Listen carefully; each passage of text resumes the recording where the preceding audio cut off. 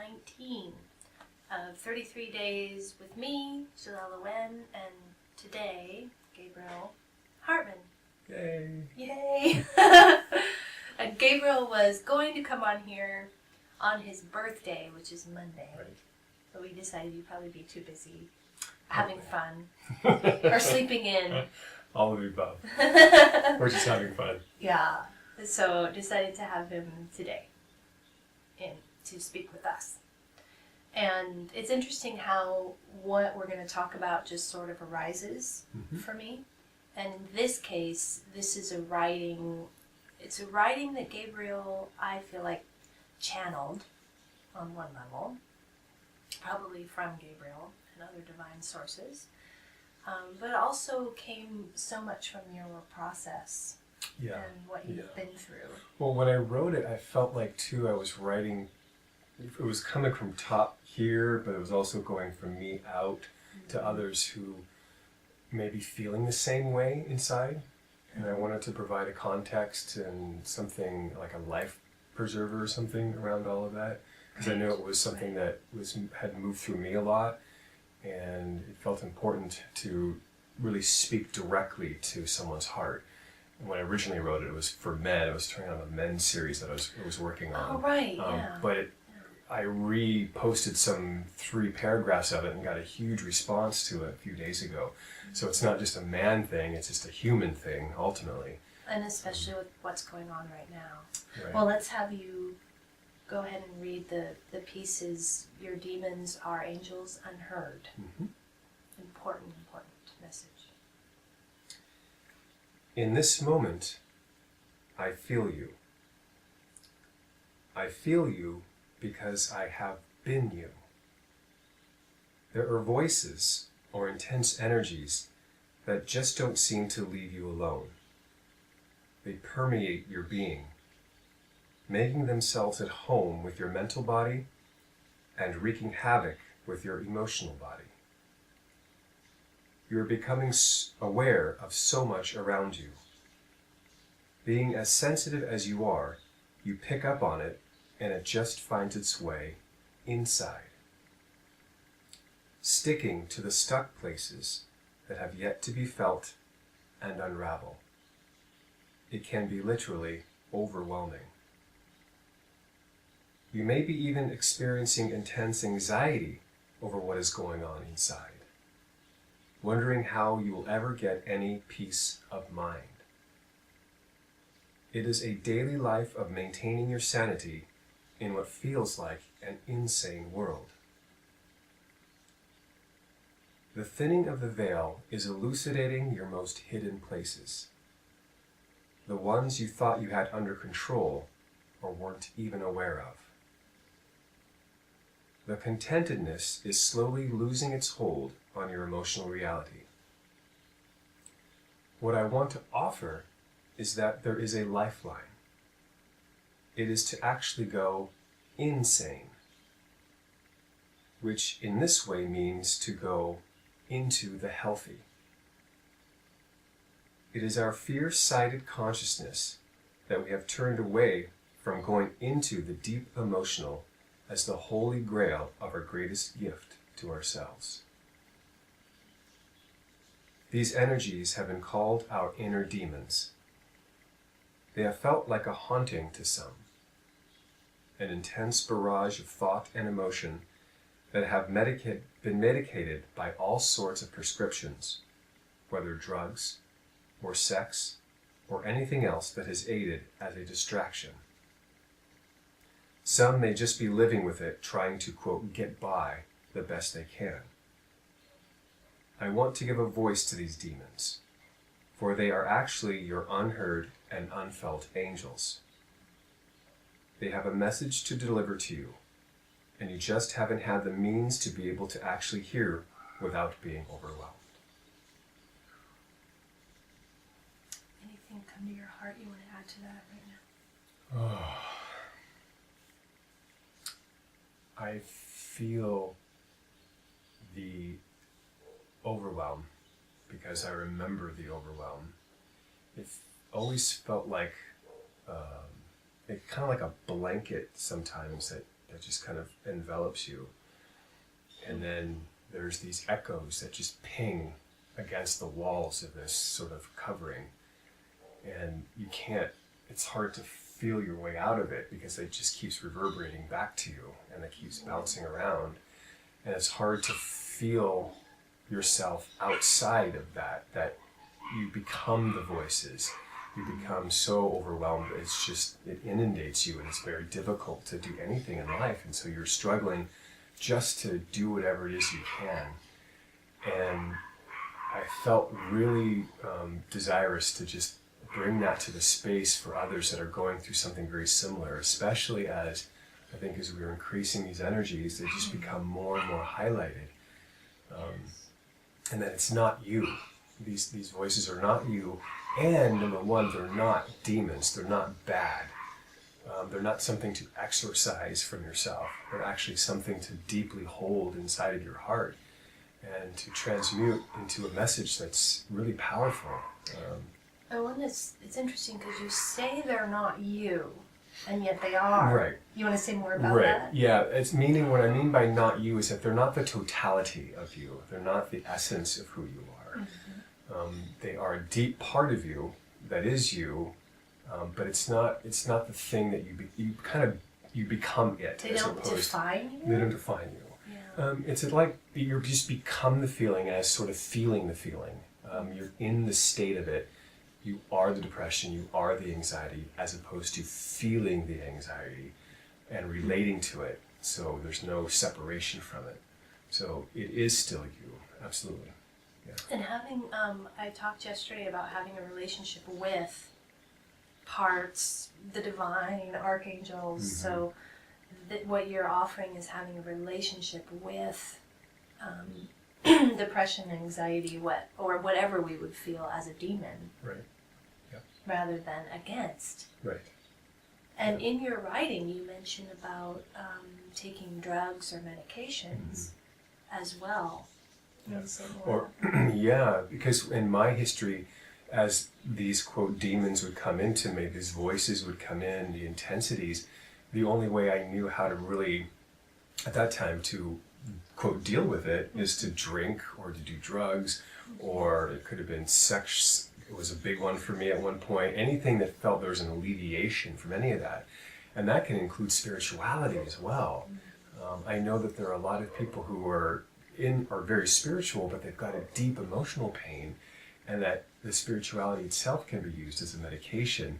To even going to the higher frequencies is another way to escape the deep pain that's going on inside. If you don't have a means, though, to have a relationship with these emotions, energies, feelings, voices, tones, whatever you want to call them, then of course you're going to seek, the parts themselves are going to seek anything they can to alleviate or try to relieve or cope with what's going on. Right? Because there's an intense physical reaction that happens. At least in my experience, it was intense. It was in my head, in my heart, in my gut, all over my body. And it could come out in so many different ways, into illnesses. So there's all this stuff that's wanting to come out, and it's because it's not being felt. It's just being popped out in different ways, especially physically.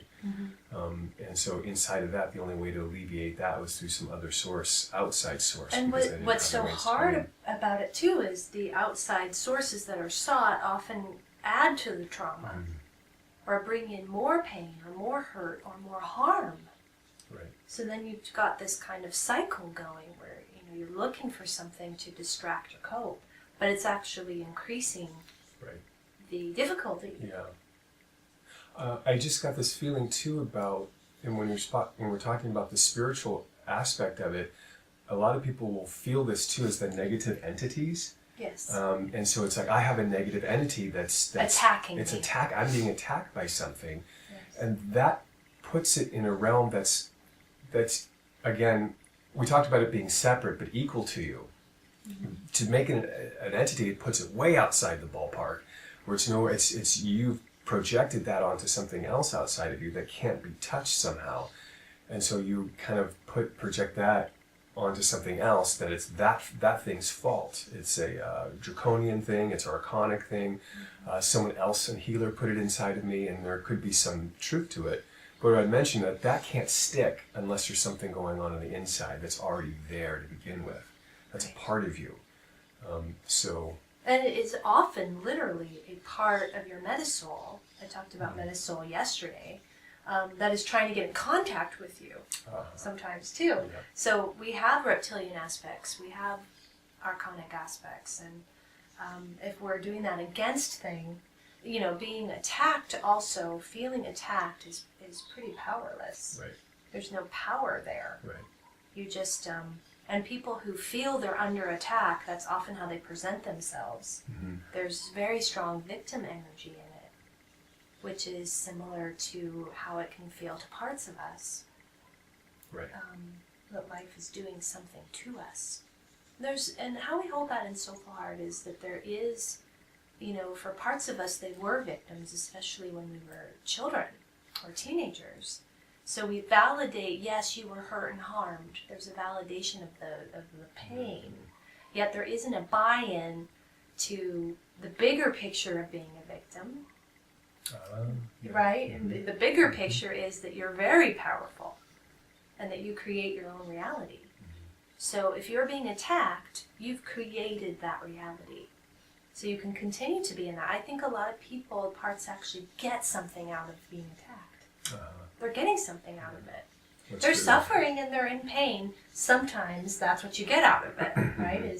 Right. Can you speak to suffering loops for a moment? Because that's been a big piece of your process. Right. It come up around these places where it didn't feel like being so fused to the feeling of being overwhelmed by just becoming the feeling of depression and anxiety and even unworth, that the suffering loop comes in not feeling like there's any power over it. There's no, I don't have any hold of it. It's just a continuing looping that just feels like that is my reality and I can't seem to get out of it. The parts. The parts is saying I can't get out of this thing. And that is, needing to have my big heart being able to hold this, and even having a connection to divine energies and higher frequencies too. There's a part that feels like it lost its connection to the divine. Right. And so there's looping around this sort of, I'm separated from God, I've been abandoned, and so now I'm just lurking in this mud cesspool, this part says, because I've got no way out. And so it just keeps it will create situations too that will validate that for itself. Oh, see, that just happened. See, I am a piece of shit. See, I am being attacked by something. I am dark in my heart. I am dark in my heart. I am this as a part, rather than just I'm feeling this and I need to be felt in this. So it just continues to work itself one thing after another. I just feel maybe somebody asking how do you get a higher part of you that can hold all of that energy, because it's so intense at times. Yeah. I think for me it's really was honing in on that. Number one, I am not the totality of this energy, and I don't want to be this energy. Number one is to choose that I want something different. I don't want to keep in don't this. Want to number suffer one. Anymore. Yeah, it's time to stop the suffering loop. And so that's number one, is the choice to stop suffering. And number two is just really connecting with, even if it felt like I couldn't do that, part of me couldn't do that, was to really just turn it around and say, I feel you. I feel what you're going through, and yet I have access. I, Gabriel, have access to divine frequencies. And if I can just bring, again, we talk about just having just enough around the suffering. A centimeter. Just a centimeter enough to say that I am bigger than this. I have love inside my heart. I am love. By just that one act can create enough breathing space for you to be able to hold this part. And then it just feels like in the moment of separation, there's a little bit of air Nice. pocket sort of just pops out. And a heart pocket. if just have that, that's enough to take another step and to feel a bit more connection to your higher self and then being able to hold this energy, and then having a dialogue with this part by asking very simple questions, and then having a back and forth creates even more and more space from it. But it can feel like when you feel totally fused to it, that the shades have been drawn and that there's no possible way that you have access to anything. And I really want to hold that you do, because you are. You can't be anything less than that. And to really feel this as a part of you. And by saying that out loud, a part of me feels anxious. A part of me feels like it's in hell. Then just by continuing to repeat that over might help again to create some more of that space. Yes, it really does. And when we're in sessions with people, that's what we're sort of asking them. A part of you feels that way. A part of you thinks that. A part, and they could then you start to identify which parts are feeling that way. Yeah.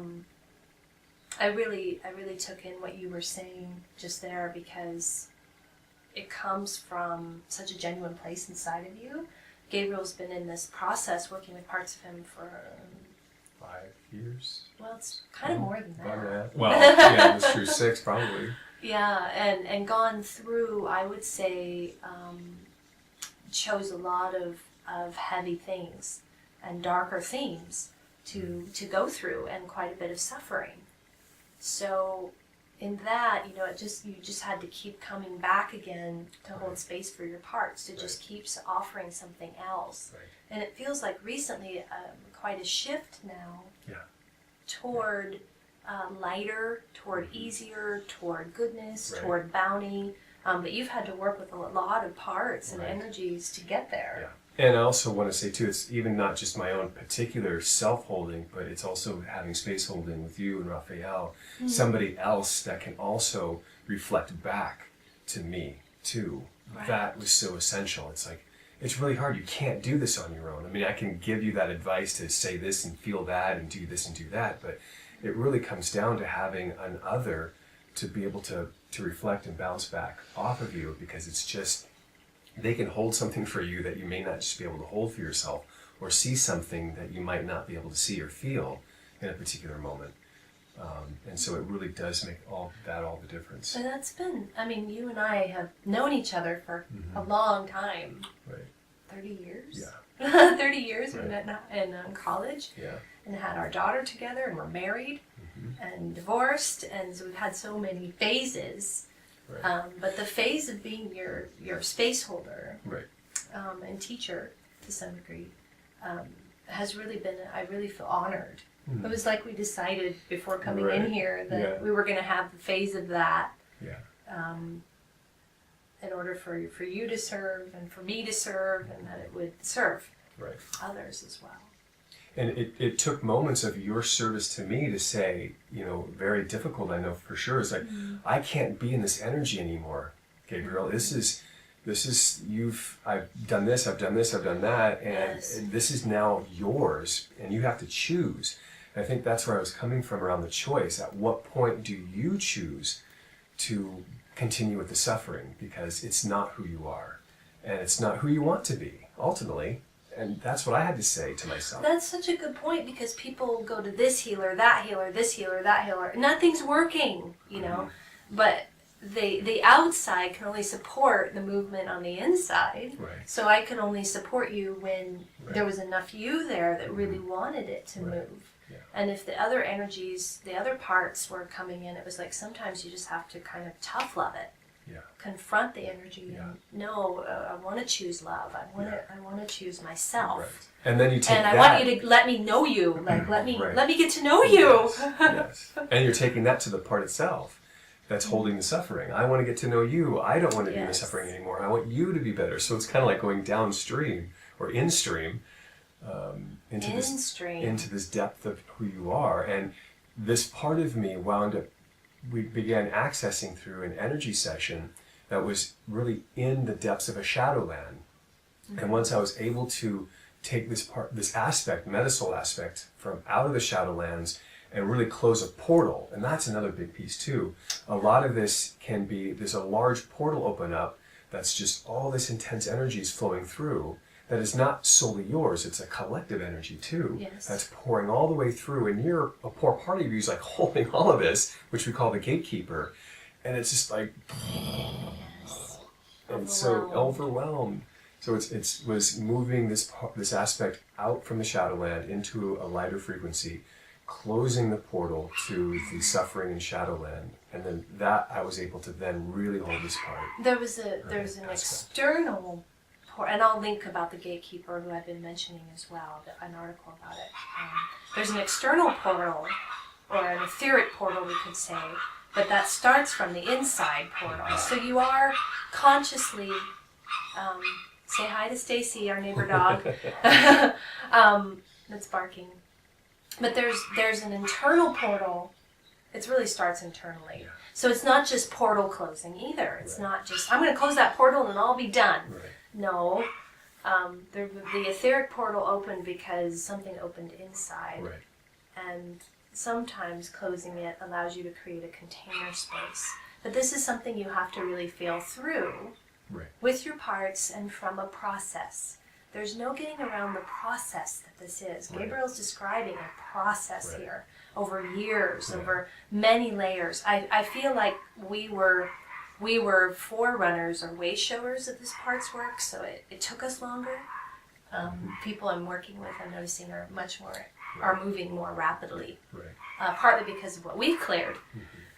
So I'm not saying it will take you the same amount of time necessarily, but that it is absolutely a process. And Gabriel's on the other side, tipping into the, having walked through the valley of the shadows, now he's more in the light. Right. But that was a journey. Yeah. And I'm glad you said that, because even after that external portal closing, he is still a portal inside of me. So I still had to be with him as an internal portal inside of myself. So I'm glad you brought that up. It's still it's an ongoing negotiation. Yeah. Right. And as the veils thin and these dimensions come in more and more into our reality, and we move up into other dimensional realities, then navigating these energies is going to be really important. And how we do that, and what we're okay with and what we're not okay with. Yeah. And that can only come from healthiness. Right. I think we need to complete for today already. Okay. Wow. Okay. It kind of zooms by, doesn't it? It really does. I'm glad you came. Thank you. I am too. Thank you. And even though it's not your birthday, I'll say happy birthday. Oh, thank you. I appreciate it. I'm looking forward to it. It's close enough. Yes. So I hope you take that into your heart. I will link to the rest of Gabriel's writing. There's a few more paragraphs there for you to take in and just see how it lands in your heart and in your soul and in your parts. Thank you so much for taking that in too. I appreciate it. Thank you for joining us. Bye. Bye.